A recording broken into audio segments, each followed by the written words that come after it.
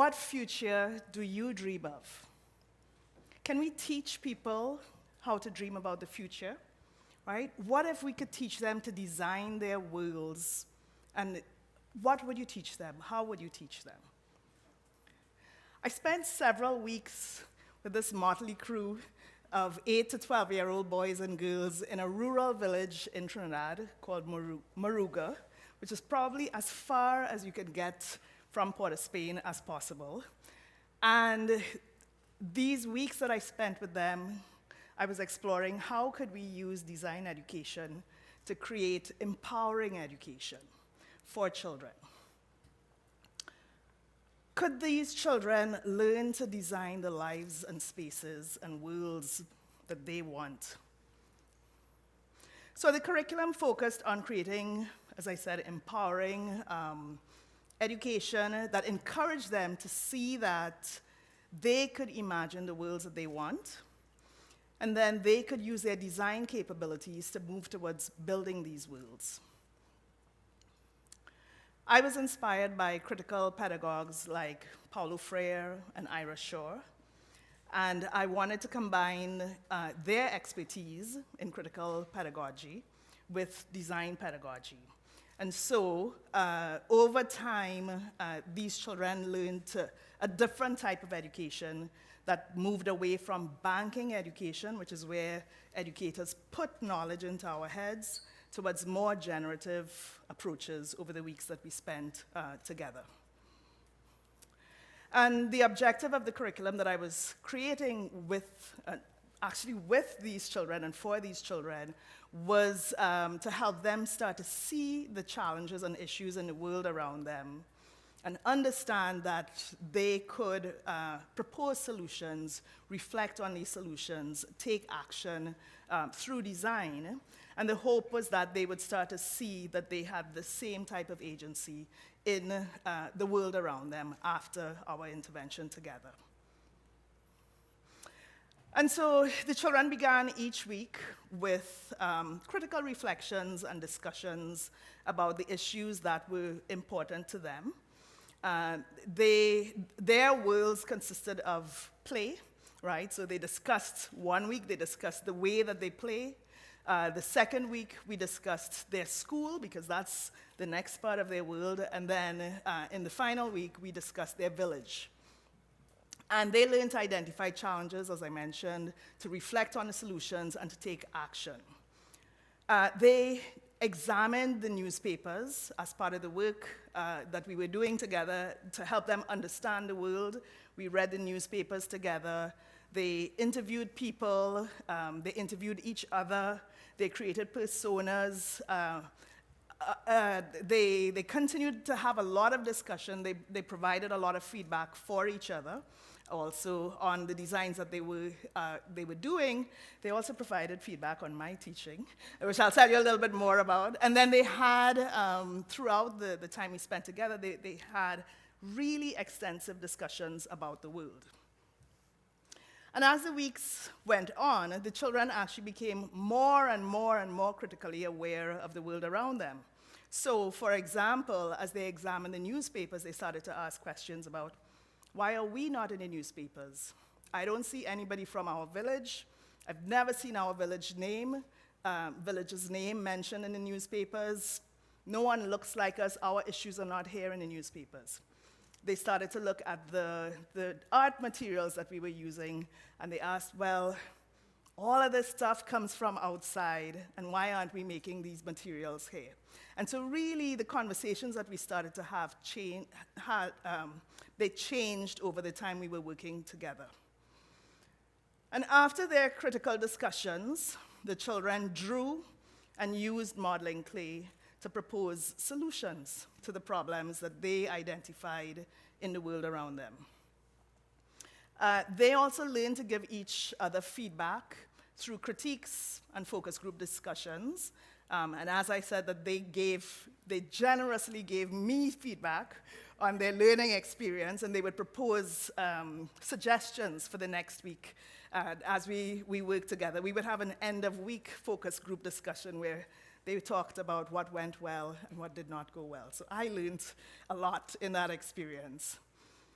And, this last point that I'm going to make about the learning experiences is actually pretty significant. They learned how intertwined they all became as they gave each other feedback. So one young man said, you know what? No one can laugh at me anymore. They always laugh at me in normal school, but they can't laugh at me here because as I share my idea, they give me feedback, and the idea now becomes everybody's idea. So it's not my individual idea that they're laughing at, it's everybody's idea. And I thought, okay, you gave me a PhD. So you can actually see here some of the ideas and solutions that the children proposed over the several weeks. So this young man, even though he enjoyed the music and the fellowship of church, he thought that his biggest problem in the world was actually waking up at 6 a.m. on a Sunday morning. And so he said, I'm going to find a solution for this. And so he created the Skype Church app way before the pandemic, right, that allowed him to remain at home and have that fellowship experience of church and people. And this young lady, Tia, when she reflected on the worst thing about school, she said, school smells. And I said, okay. And her vision of the future was a school that did not smell. And after discussion on human rights and the rights of the child, this little girl dreamed of a future with more school, not less school. And Tia, again, interviewed a lady in the village called Miss Jolene, and she found out after the interview that Miss Jolene really loved music, and she hated all the mess in the village. So Tia designed a trash bin that would play music every time people from the village threw stuff into it, so that she could meet Miss Jolene's needs and desires to have music in her life. And finally, Andrea, who understood the importance of both food and friendship for people in her community, she designed a cooking app that would launch into a fun reality show between the neighbors every time she started to cook. So she wanted to connect people over food. And during that summer in 2017, these children critiqued the world, they dreamed about the futures that they wanted, and they proposed improvements to their worlds through design. And through their designs, the designs that they proposed, I learned more about them. I learned about their interest in environmentalism and activism. I learned about their dissatisfaction with the rules of the school. I actually even learned that part of their biggest dissatisfaction was the rules around mango trees. What could be the problem with mango trees? He says, we're not allowed to climb them. So they couldn't climb the trees, they could not pick the mangoes, and actually several children drew mango picking, they designed mango picking instruments for the futures that they wanted. So the world around us is malleable, and these children were able to see this malleability as they worked together over those 3 weeks. And this malleability, understanding this malleability, is a skill that all of us need throughout our entire lives. We live in a world of possibilities, and we have to practice imagining these possibilities at all ages, right? We impact the world that we live in as much as the world impacts us. So that summer experience with these children happened 8 years ago. I only know of 2 of the children still. The designer of the Skype Church, he's actually just finishing law school because he probably decided that he wanted to continue to make a change in the world. And then the other child who I know, he's just about to apply to university and trying to decide between design and engineering. And I'm going to also say that it is about him wanting to make the world around him. So I learned a lot from these kids over those several weeks. And actually, since that intervention, which happened 8 years ago, I've continued to modify that curriculum, and I use it at all ages. And I've condensed three big ideas from my learnings into three big sections of my book, Design Social Change. So I'm going to share the big ideas and some of the smaller ideas over the next few minutes. So the first one is about building a critical awareness of the world, which is what the children did as they had their interviews and their conversations and they read the newspapers, and they were really trying to see the world around them. Because according to Paulo Freire, we cannot change the world if we cannot see the world. So that's the first big idea, that to change the world, we have to see it, and this means knowing ourselves, knowing others, recognizing oppression, focusing on equity and injustice, listening to and seeing others, and more. We start with knowing ourselves so that we can see more clearly what are the issues that are important to us. We learn to recognize oppression because we have to be able to see where people are being pushed down in society and where they need to be lifted up so that they can thrive. We focus on learning to listen and to see others so that we can understand issues from many different points of view. And finally, focusing on equity and justice in the work that we do gives us a guiding lens for us to move forward. And a simple question like, what are the barriers to thriving for the people that we serve, can help us to find what needs to be changed in the world. And the second big idea is about deepening emotional intelligence. Even though the world asks us to be sometimes cold and neutral, and actually we need all of our emotions to change the world around us.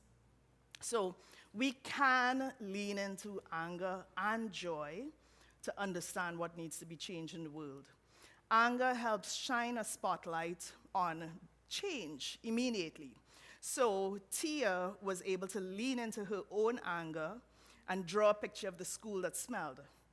And then that helped the principal understand what needed to be changed. He said he did not even know that was an issue for the children, all right? But we also need joy, because joy can pull us through the difficult moments of changing the world, or the difficult moments of activism, right?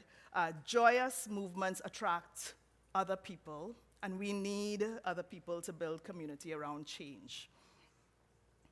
And so anger and joy are just two emotions in a wide, wide range of emotions that can help us understand the world better.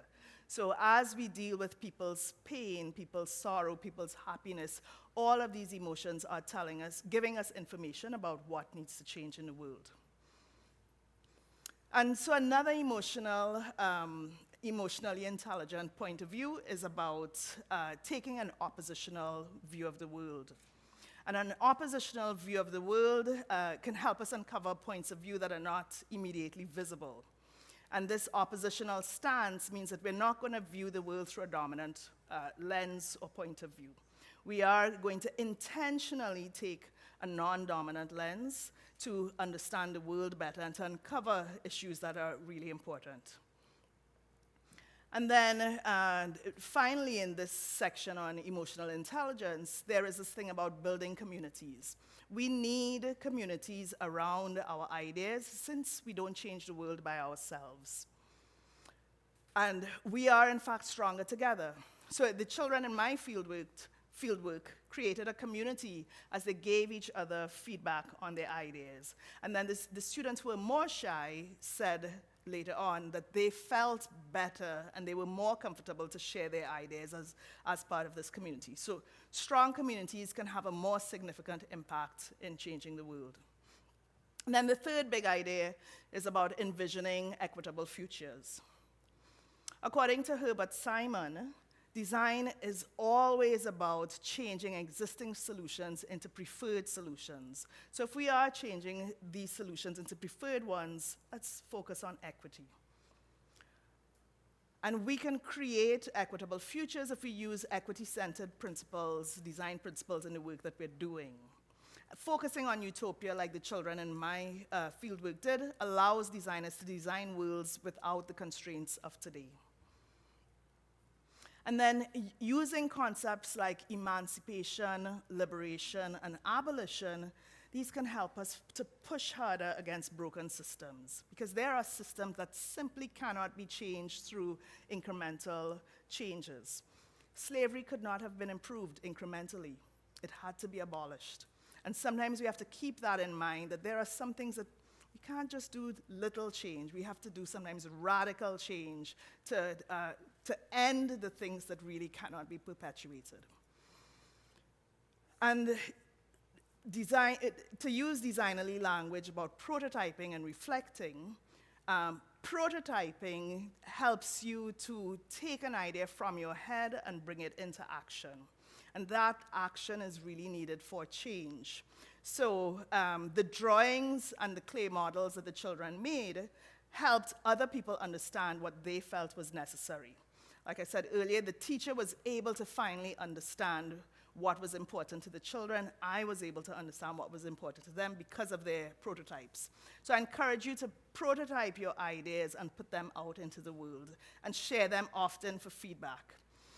And even though design and change are action-based, we can only see the impact of our change if we slow down and we reflect. So reflection is also part of the process.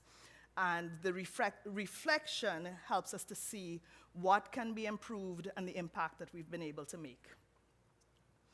So we all play active roles in designing and changing the world around us. And whether it's big change or small change, my call to action for you is to look at the world around you critically, deepen your emotional intelligence, and then imagine equitable futures and new possibilities for all of us in the future. And lean into these abilities to design and reflect, just like those children did in that village in Moruga, Trinidad, so many years ago. Thank you.